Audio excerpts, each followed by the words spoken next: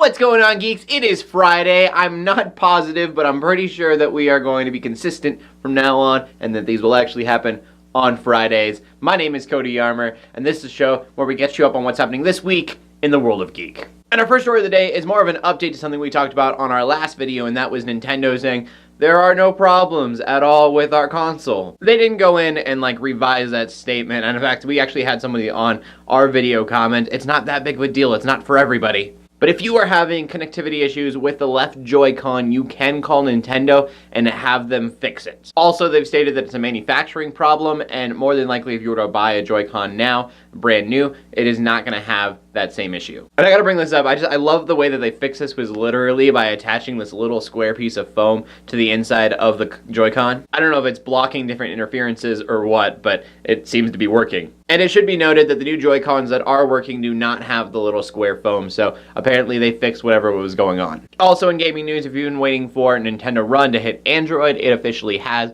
You can get it now. Also, in kind of gaming news, Dungeons & Dragons has a new D&D app called D&D Beyond. It has 3 phases of beta, and it's really just in its first phase of beta right now, so there's not a ton you can do with it, but some of the stuff they're talking about sounds awesome. I'm hoping to get into a little bit of Dungeons & Dragons this year, so I'm kind of excited for this app. It sounds like it's going to make the player experience a lot easier. And then there's some news about the Godzilla animated movie coming out, and it looks fantastic. Also, a synopsis is released, and it's kind of long and confusing, but it sounds really cool. Basically, Godzilla and a bunch of other kaijus pop up, and the human race is like, we need to leave, so they go into space. And so they go into space for like 20 years, but when they return, time dilation has happened, and the Earth is actually 20,000 years older, and the world is completely run by kaiju, Godzilla ruling over everything. I'm just saying, why can't live actions be this creative? That's amazing. And then real quick in some DC news, first of all, there will be a trailer coming out in about a day. It should be tomorrow. Though with the announcement of the trailer, side note, I hate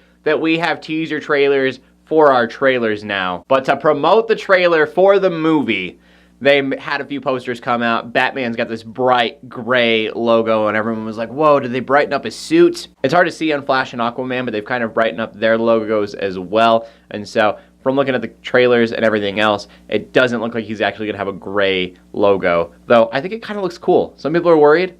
I think it's awesome. I'd love for DC to brighten up a bit. And then moving on over to Marvel, Chris Evans is in the news because his contract as Captain America ends after the 4th Avengers movie. And it's assumed that Captain America will probably just die in one of those movies, which wouldn't surprise me at all. But Chris Evans says he is not against staying even longer. It's up to Marvel. He mentioned Hugh Jackman and how long he has been Wolverine and how much better his movies have gotten over the years. And so Chris Evans says he kind of thinks that could be with Captain America and the Marvel Studios and how they keep cranking out magic. He says it'd be a shame to leave now when he's got so much more he could do. And then finally, on to some TV news. There's a couple different things. First of all, to anyone out there who watches DCCW, Felicity is actually going to be a superhero. It's actually going to be on DC's Legend of Tomorrow, not Arrow, so I thought that was kind of interesting. And then finally, we all know that the Assassin's Creed movie didn't necessarily do awesome. We're talking about doing a TV show, which, depending on who gets it, could be really good. There's talks for Netflix to be taking the helm, and if they can do it similar to the way Daredevil feels, I think that it could be great. Iron Fist hasn't had amazing fight scenes.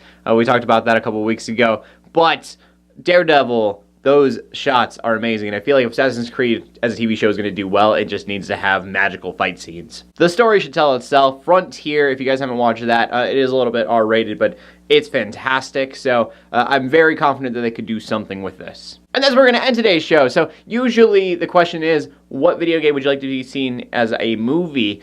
This is going to be, what video game would you like to see be turned into a TV show? I'm curious what you guys have to say, because that's definitely a different medium. I feel like anything with big explosions is kind of out, and that's most of video games. So I'm curious what you guys have to say. Please leave a comment in the comment section down below with your answer. Also, make sure you check out geeksrace.com for more geeky content. My name's Cody Armour, and this is the show we do every Friday that lets you stay up to date on what's happening this week in the world of geek. We'll see you next Friday. God bless.